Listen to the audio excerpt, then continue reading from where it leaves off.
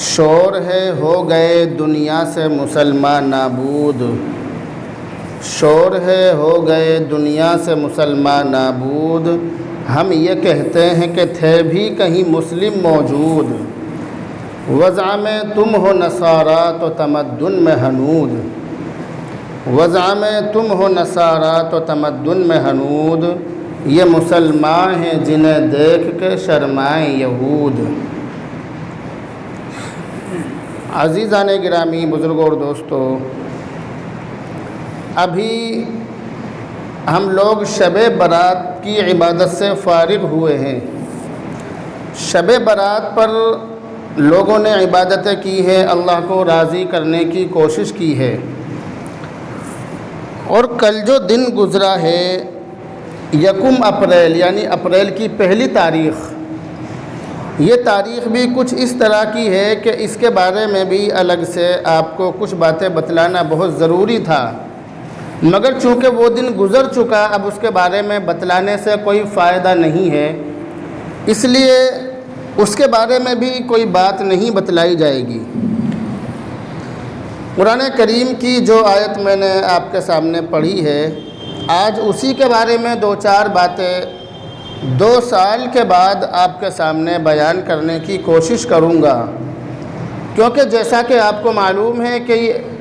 بیان موسم اور ماحول کے حساب سے ہوتے ہیں اور ہونے چاہیے۔ جس طرح کا ماحول ہو اور جس طرح کا موقع ہو، اسی کے حساب سے بیان ہونے چاہیے۔ پچھلی سال ان دنوں میں ہم لوگ گھروں کے اندر قید تھے، ہم نے رمضان کا مہینہ بھی گھروں کے اندر گزارا، اور شب برات بھی اپنے گھروں میں رہ کر ہی گزاری، اور ایک لمبا عرصہ ہم نے اپنے گھروں کے اندر گزارا، جس کی وجہ سے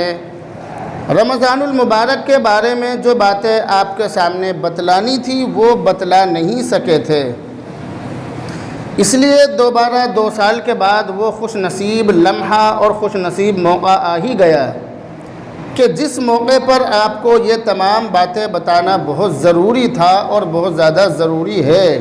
اور بہت زیادہ ضروری سمجھتا بھی ہوں۔ قرآن کریم کی جو یہ آیت ہے، اس آیت کی تفسیر عام طور سے ہمارے جو علماء ہیں اور ہمارے امام اور خطبہ حضرات رمضان کے مہینے میں ہی کرتے ہیں، کیونکہ اس آیت میں رمضان کے بارے میں ہی باتیں بتلائی گئی ہیں، اور رمضان کی فرضیت اور رمضان کی فضیلت، رمضان کی اہمیت اور رمضان کی افادیت کو اس کے اندر بتلایا گیا ہے، اس لیے اس آیت کو رمضان کے موقع پر ہی پڑھی جاتی ہے۔ تو یہ جو آیت ہے جو میں نے پڑھی ہے،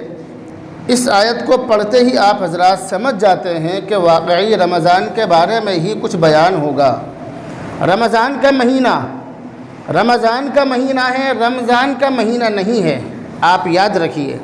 یہ جو مہینہ ہے یہ رمضان کا مہینہ ہے، میم پر زبر، رمضان کا مہینہ ہے، یہ رمضان کا مہینہ نہیں ہے۔ ہمارے یہاں پر اس کو رمضان کا مہینہ کہتے ہیں، رمضان، رامیم زبر رم، رامیم زبر رم، رمضان، اس طرح سے بولتے ہیں، جبکہ ایسا نہیں ہے، بلکہ را زبر را میم زبر ما، رما، رمضان، یہ اس طرح سے ہے۔ رمضان المبارک اس مہینے کا نام ہے، یہ اسلامی کیلنڈر کا 9واں مہینہ ہے۔ اس مہینے کی بہت زیادہ فضیلت ہے اور بہت زیادہ عظمت ہے۔ اس مہینے میں مومنوں کا رزق بڑھا دیا جاتا ہے، ایمان والوں کی روزی میں اور ان کے کھانے پینے کی چیزوں میں اس مہینے میں بڑھوتری ہوتی ہے۔ جو لوگ عام دنوں میں پھل کھانا جن کو نصیب نہیں ہوتا، وہ اس مہینے میں اچھے سے اچھا پھل کھانا ضروری سمجھتے ہیں، اپنی صحت کے لیے بھی اور اپنے بچوں کے لیے بھی۔ وہ لوگ کہ جو سال بھر پوری سال جنہیں اپنے پیسوں سے پھل خریدنا نصیب نہیں ہوتا، اللہ تعالیٰ اس مہینے کی برکت سے ان کو بھی پھل کھلاتا ہے۔ یہ اتنا بابرکت مہینہ ہے۔ اس مہینے میں مومنوں کا رزق بڑھا دیا جاتا ہے۔ عام دنوں میں مسلمان سنگل روٹی کھاتے ہیں، آپ کو معلوم ہے، عام دنوں میں سنگل روٹی کھاتے ہیں، مگر اس مہینے میں ڈبل روٹی کھاتے ہیں۔ یہ اللہ تعالیٰ اس مہینے میں مومنوں کا رزق بڑھا دیتا ہے، اس لیے ہر چیز بڑھوتری کے ساتھ ملتی ہے، زیادہ ملتی ہے۔ قرآن کریم کی جو آیت میں نے آپ کے سامنے پڑھی، اس آیت کے اندر اللہ تعالیٰ نے ایمان والوں سے یہ خطاب فرمایا، یا ایھا الذین آمنوا کتب علیکم الصیام، اے ایمان والو، کتبہ کے معنی ہے فریضہ، یعنی فرض کیے گئے تمہارے اوپر روزے، کما کتب علی الذین من قبلکم، جیسا کہ تم سے پہلے لوگوں پر فرض کیے گئے، لعلکم تتقون، تاکہ تم متقی اور پرہیزگار بن جاؤ۔ یعنی اللہ تعالیٰ نے اس آیت کے اندر روزے رکھنے کا مقصد بھی بیان فرما دیا اور روزے رکھنے کی فرضیت کو بھی بتلا دیا کہ یہ روزے عام روزے نہیں ہیں، بلکہ یہ روزے تمہارے اوپر فرض ہیں۔ قرآن کریم کی اس آیت کے ایک ایک حصے میں، ایک ایک ٹکڑے میں اگر ہم غور کریں تو ہمیں معلوم ہوگا کہ اللہ تعالیٰ نے اس آیت کی شروعات ہی ایک بہت پیارے انداز سے اور بہت پیارے لفظ سے فرمائی ہے، کیونکہ عام طور سے میں پہلے بھی کئی بار بتلا چکا ہوں کہ اگر کوئی باپ اپنے بیٹے کو بلائے تو بلانے کے دو طریقے ہوتے ہیں، یا تو وہ اپنے بیٹے کا نام لے کر بلائے کہ اے فلاں یہاں آؤ، اے عبداللہ، اے عبد الرحمن، یعنی جو بھی اس کا نام ہو، وہ اپنے بیٹے کو نام لے کر بلائے کہ یہاں آؤ۔ اور اپنے پاس اپنے بیٹے کو بلانے کا دوسرا طریقہ یہ ہے کہ باپ اپنے بیٹے کو اس رشتے کا حوالہ دے جو باپ کا بیٹے کے ساتھ رشتہ ہے، یعنی باپ اپنے بیٹے سے یہ کہے اے بیٹا یہاں آؤ۔ تو یہ بات سب لوگ جانتے ہیں کہ بیٹا کہہ کر بلانے میں، بیٹا کہہ کر اپنے پاس بلانے میں جو پیار ہے وہ نام لے کر بلانے میں ہرگز نہیں ہے، یہ بات سبھی لوگ جانتے ہیں۔ اسی طرح اگر اللہ تعالیٰ اس آیت کے اندر یا ایھا الذین آمنوا کی جگہ یا ایھا الناس کہتا، یعنی اے ایمان والو کہنے کے بجائے اے لوگوں کہتا، تو بھی ہمیں اس کی بات کو سننا پڑتا ہے، لیکن اللہ تعالیٰ نے اس آیت کے اندر ایمان والوں سے اپنے اس رشتے کا حوالہ دیا ہے جو اس کا اپنے بندوں کے ساتھ رشتہ ہے۔ یا ایھا الذین آمنوا، اے ایمان والو، یا ایھا الذین آمنوا بہت پیارا لفظ ہے، یا ایھا الذین آمنوا، اے ایمان والو، اے وہ بندو جو میرے اوپر ایمان لائے، اے میرے خاص بندو، یا ایھا الذین آمنوا۔ یہ بات آپ جانتے ہیں کہ اگر کوئی شخص اپنے بیٹے کو بیٹا کہہ کر بلائے اور اس کے بعد کوئی بات کہے تو وہ بات بہت زیادہ ہمدردی والی ہوتی ہے۔ اگر باپ اپنے بیٹے کو بیٹا کہہ کر بلائے تو جو بات وہ کہے گا وہ ہمدردی اور محبت والی بات ہوگی، وہ بات خیر خواہی سے بھری ہوئی ہوگی۔ تو اللہ تعالیٰ نے ایمان والوں کو ایمان کا حوالہ دے کر، ایمان کے رشتے کا حوالہ دے کر اپنے پاس بلایا اور خطاب فرمایا، یا ایھا الذین آمنوا، اے ایمان والو، کتب علیکم الصیام، فرض کیے گئے ہیں تمہارے اوپر روزے، فرض کیے گئے ہیں تمہارے اوپر روزے، یعنی رمضان کے مہینے کے روزے مسلمانوں پر سنت یا مستحب یا واجب نہیں بلکہ فرض قرار دیے گئے ہیں۔ رمضان کے روزے فرض عین ہیں، رمضان کے مہینے کا ہر روزہ ہر مسلمان پر فرض ہے۔ ایسا نہیں ہے کہ ایک کے بجائے دوسرا شخص رکھ لے اور اس کی طرف سے روزہ ادا ہو جائے، ایسا نہیں ہے، بلکہ ہر شخص کو رمضان کے روزے رکھنے پڑیں گے۔ کتب علیکم الصیام، تمہارے اوپر روزے فرض کیے گئے ہیں،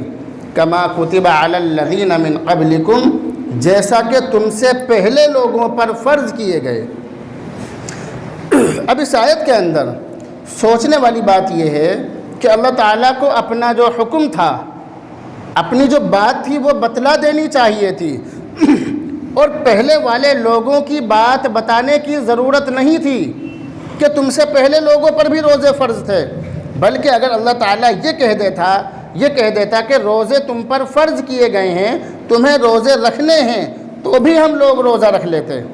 جس طرح سے اللہ تعالیٰ نے اور چیزوں کو کہا کہ اقیموا الصلاۃ، نماز قائم کرو، نماز پڑھو، آتوا الزکاۃ، زکوٰۃ ادا کرو، ان تمام چیزوں میں اللہ تعالیٰ نے یہ نہیں فرمایا کہ تم سے پہلے لوگ بھی اس کام کو کرتے تھے اس لیے تم بھی کرو،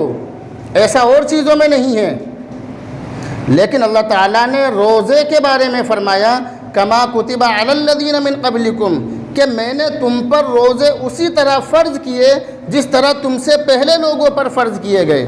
کیونکہ عام طور سے دنیا کا یہ دستور ہے، دنیا کا یہ نیم ہے کہ کچھ پانے کے لیے کچھ کھونا پڑتا ہے، کچھ حاصل کرنے کے لیے کچھ گنوانا پڑتا ہے، اونچے مرتبوں پر پہنچنے کے لیے بہت بڑی بڑی قربانیاں دینی پڑتی ہیں، دوسروں کی نظروں میں اچھا بننے کے لیے اپنے آپ کو تپانا پڑتا ہے۔ ایک شاعر نے ایسے ہی لوگوں کے بارے میں کہا ہے، مٹا دو اپنی ہستی کو اگر کچھ مرتبہ چاہو، مٹا دو اپنی ہستی کو اگر کچھ مرتبہ چاہو، کہ دانہ خاک میں مل کر گل و گلزار ہوتا ہے۔ دانہ جب تک خاک میں نہ ملے، جب تک دانہ دکان پر زینت اور خوبصورتی کے ساتھ رکھا رہے، وہ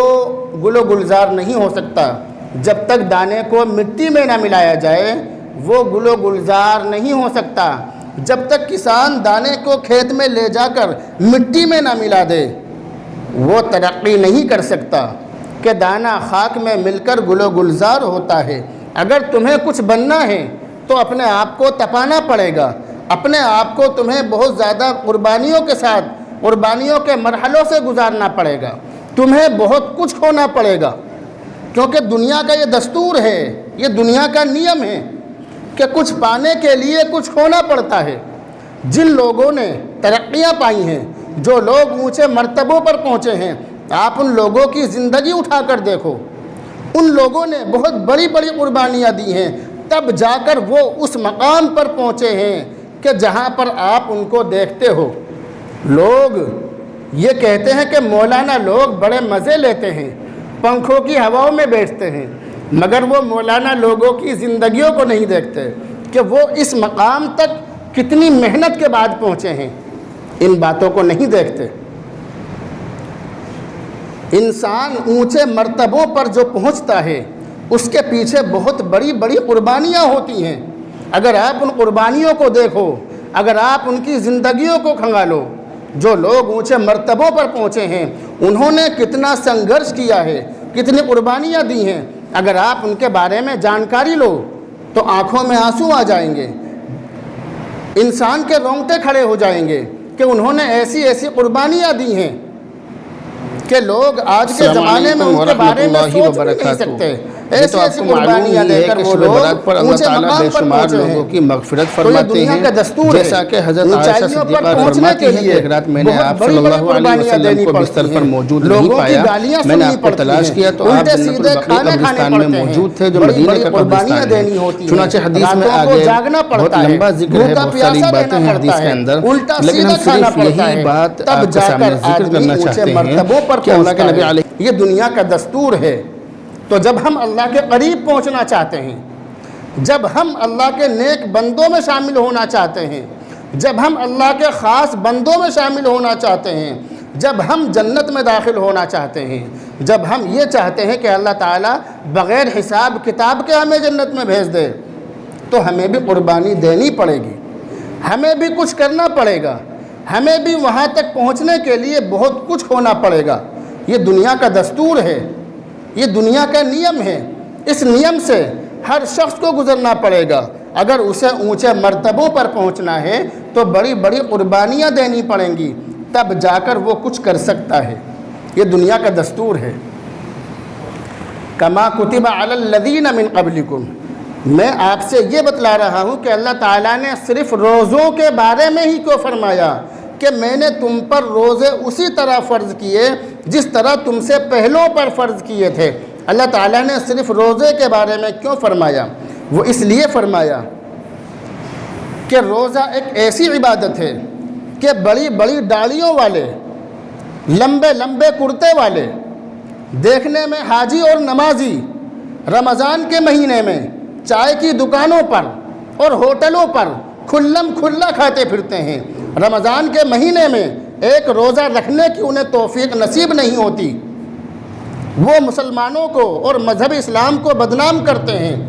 کیونکہ وہ یہ سمجھتے ہیں کہ اگر ہم نے رمضان کا روزہ رکھ لیا تو ہمیں موت آ جائے گی، ہمارے بدن میں کمزوری آ جائے گی، اس لیے وہ لوگ روزہ نہیں رکھتے۔ رمضان کے روزے رکھنے کو بہت سارے لوگ بہت بڑا پہاڑ سمجھتے ہیں، اس لیے اللہ تعالیٰ نے یہ فرمایا کہ اے مسلمانوں، تمہیں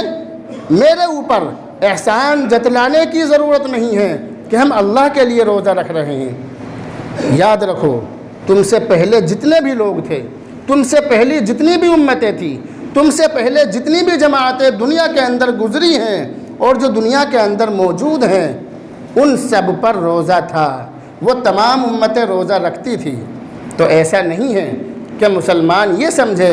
کہ صرف ہمارے اوپر ہی روزے فرض کر دیا اللہ تعالیٰ نے، اور روزے فرض کر کے اللہ نے ہمارے اوپر بہت بڑا پہاڑ توڑ دیا، تو ایسا نہیں ہے۔ ہماری تسلی کے لیے اللہ تعالیٰ نے فرما دیا کہ میں نے تم پر روزے اسی طرح فرض کیے جس طرح تم سے پہلوں پر فرض کیے تھے، بالکل اسی طرح فرض کیے۔ ایسا نہیں ہے کہ صرف مسلمانوں پر ہی روزے فرض ہوں۔ یہ جملہ مسلمانوں کے لیے بہت زیادہ تسلی والا جملہ ہے۔ اس کے ذریعے سے مسلمان یہ سمجھے گا کہ اگر میں روزہ رکھ رہا ہوں تو کوئی بڑا کام نہیں کر رہا، کیونکہ مجھ سے پہلے لوگوں نے بھی روزے رکھے ہیں اور مجھ سے پہلی جو امتیں ہیں وہ بھی روزہ رکھتی آئی ہیں، اس لیے اگر میں روزہ رکھ رہا ہوں تو کوئی بڑا کام نہیں کر رہا۔ حضرت موسیٰ علیہ السلام جو بنی اسرائیل کے نبی تھے، وہ طور پہاڑ پر 40 دن تک رہے، 40 دن تک انہوں نے روزے رکھے تھے طور پہاڑ پر۔ اسی لیے ان کی امت 40 دن تک روزہ رکھنا اچھا سمجھتی ہے، مگر 40ویں دن کا روزہ رکھنا یہودیوں پر فرض ہے۔ یہودی عاشورہ یعنی 10 محرم کا روزہ رکھتے ہیں۔ 10 محرم سے پہلے جو 40 دن ہیں ان 40 دن میں یہودی روزہ رکھتے ہیں، اور 40ویں دن کا روزہ رکھنا یہودیوں پر فرض تھا اور فرض ہے۔ بہت سارے یہودی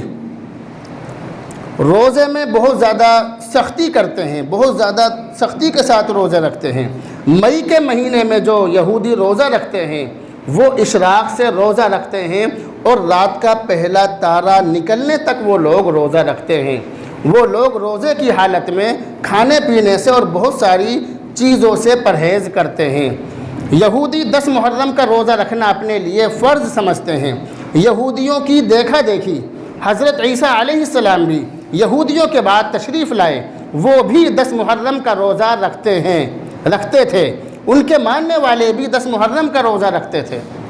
حضرت عیسیٰ علیہ السلام کے ماننے والے، حضرت دانیال علیہ السلام کے بارے میں کتاب دانیال کے اندر لکھا ہے کہ انہوں نے پورے 3 ہفتے روزے رکھے تھے۔ اسی طرح حضرت عیسیٰ علیہ السلام نے جنگل میں 40 روزے رکھے تھے۔ ان کے علاوہ بہت سارے نبیوں نے روزے رکھے ہیں۔ تو مسلمان یہ نہ سمجھے کہ صرف ہمارے اوپر ہی روزہ رکھنا فرض ہے، بلکہ مسلمانوں سے پہلے جو لوگ اس دنیا کے اندر تشریف لائے، جو نبی تشریف لائے، جو امتیں تشریف لائیں، ان تمام امتوں پر روزہ رکھنا ضروری تھا۔ وہ لوگ روزہ رکھتے تھے۔ ہم لوگ اس بھارت کے اندر زندگی گزار رہے ہیں، یہاں پر جو امتیں ہیں، یہاں پر جو لوگ ہیں، یہاں پر جو دوسرے دھرم والے لوگ ہیں وہ بھی روزہ رکھتے ہیں۔ ایسا نہیں ہے کہ اس موجودہ زمانے میں صرف مسلمان ہی روزہ رکھتے ہوں، بلکہ مسلمانوں کے علاوہ اور بہت سارے دھرم والے لوگ اس وقت بھی روزہ رکھتے ہیں۔ جینی دھرم کے اندر 40 دن کا ایک روزہ ہوتا ہے۔ جینی دھرم کے اندر گجرات اور دکن کے علاقے میں جو جینی رہتے ہیں وہ ہر سال 24 روزے رکھتے ہیں۔ اسی طرح گجرات اور دکن کے علاقوں میں رہنے والی جو لڑکیاں ہیں، کنواری لڑکیاں، وہ شادی سے پہلے روزہ ضرور رکھتی ہیں۔ اس کے بغیر وہ لوگ شادی کرتے ہی نہیں ہیں، شادی سے پہلے روزہ ضرور رکھتے ہیں۔ اسی طرح برہمن ہر سال 24 روزے رکھتے ہیں، اور اس کے علاوہ وہ کاتک کے مہینے کے ہر منگل کو روزہ رکھتے ہیں۔ ہندو سنیاسی جب بھی یاترا پر جاتے ہیں، مقامات مقدسہ کی یاترا پر جاتے ہیں، وہ لوگ بھی روزہ رکھتے ہیں۔ یہ میرے پاس بہت لمبی تاریخ ہے، بہت لمبی ہسٹری ہے۔ ہر دھرم کے بارے میں میرے ذہن کے اندر تمام ہسٹری، تمام باتیں موجود ہیں کہ کس دھرم میں کتنے روزے تھے، کس دھرم والے کتنے روزے رکھتے ہیں اور کتنے روزے رکھتے تھے، لیکن اس کو بتلانے کا وقت نہیں ہے کیونکہ ٹارگیٹ بہت لمبا ہے۔ آپ کو باتیں بہت ساری بتانی ہیں۔ رمضان کے بارے میں آپ کو باتیں بتانی ہیں، اس کے بعد زکوٰۃ کے بارے میں بہت ساری باتیں، بہت ضروری باتیں آپ کو بتانی ہیں، پھر فطرے کے بارے میں، شب قدر کے بارے میں، اعتکاف کے بارے میں، بہت ساری چیزوں کے بارے میں آپ کو ضروری باتیں بتانی ہیں، اور وقت زیادہ نہیں ہے، صرف 6 جمعے ہیں۔ ان 6 جمعوں میں اتنی ساری باتیں مجھے آپ کو بتانی ہیں، اس لیے رمضان کے بارے میں جو باتیں میں آپ کو بتانا چاہ رہا ہوں وہ میں آج پوری کر دوں گا۔ ہو سکتا ہے کہ اگلے جمعے کسی اور موضوع پر، کسی اور ٹاپک پر بیان ہو۔ اس لیے قرآن کریم کی جو آیت میں نے شروع میں پڑھی تھی، اس آیت کے اندر اللہ تعالیٰ نے تمام ایمان والوں سے یہ خطاب فرمایا تھا، یا ایھا الذین آمنو، اے ایمان والو، یا ایھا الذین آمنو، اے ایمان والو، کتب علیکم الصیام، کتبہ کے معنی ہے فریضہ، فریضہ یعنی فرض کیے گئے تم پر روزے،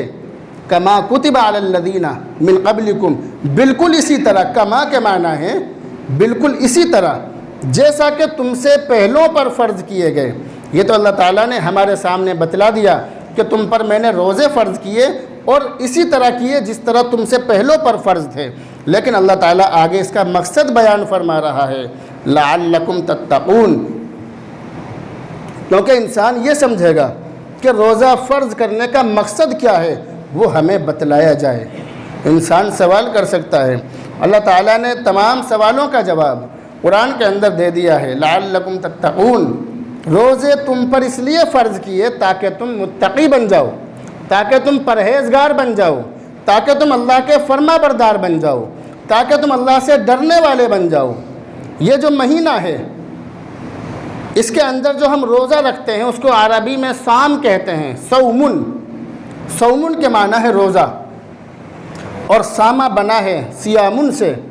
سام عرب کے اندر اس گھوڑے کو کہتے ہیں جس کو دھوپ میں باندھ دیا جاتا ہو، اس کو کھانے کو نہ دیا جاتا ہو، پورے دن بھوکا رکھا جاتا ہو، اس کے چابکیں ماری جاتی ہوں، اس کے اوپر سختی کی جاتی ہو، اور اس کے اوپر اتنی زیادہ سختی کی جاتی ہو کہ وہ اپنے مالک کا فرما بردار بن جائے۔ روزے کا مقصد یہی ہے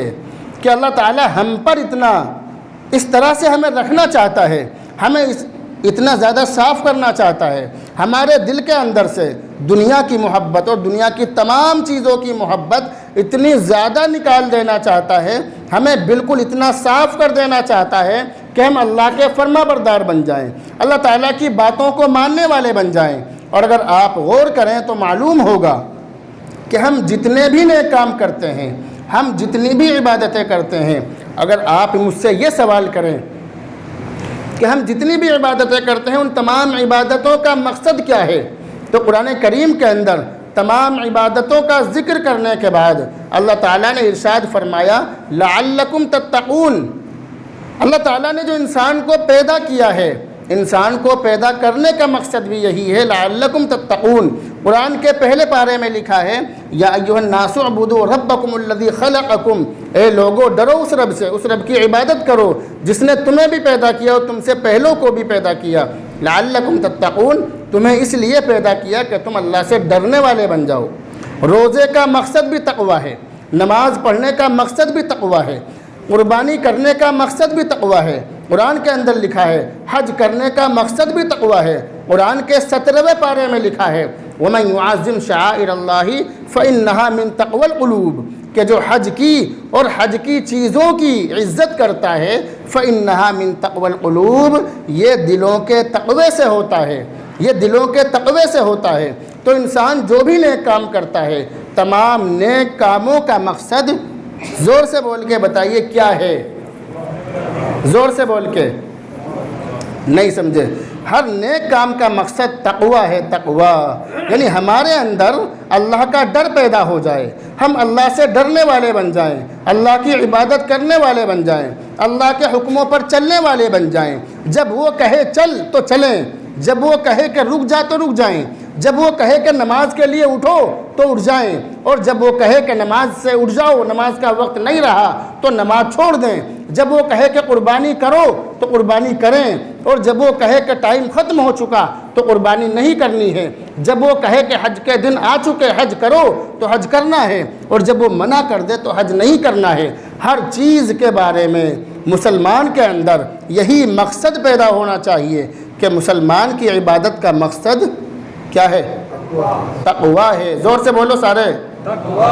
تقویٰ ہے، یعنی مسلمان کے دل کے اندر اللہ کا ڈر پیدا ہو جائے، یہ مقصد ہے تمام نیک کاموں کا۔ اللہ رب العزت سے دعا کرتے رہیں، اللہ رب العزت عمل کی توفیق عطا فرمائے۔